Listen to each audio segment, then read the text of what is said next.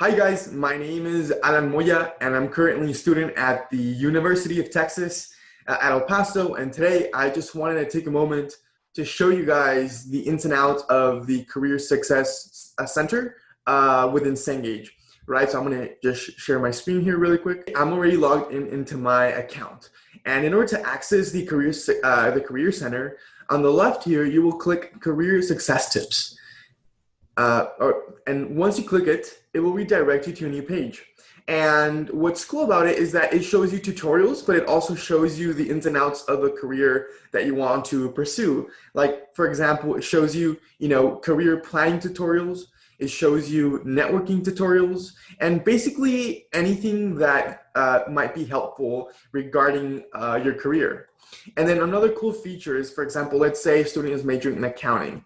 So if you search the career with the major you're studying in, it will show you the different careers that a student major in accounting could be, right? Whether that's a bookkeeper, accountant, college instructor, etc. So if you click on one of them, so we click on financial manager, it will redirect you to basically the ins and outs of what a financial manager does, what it takes to be a financial manager, and kind of like just the ins and outs of it all, right? So and yeah, so that was basically pretty much it. I will stop sharing my screen right now.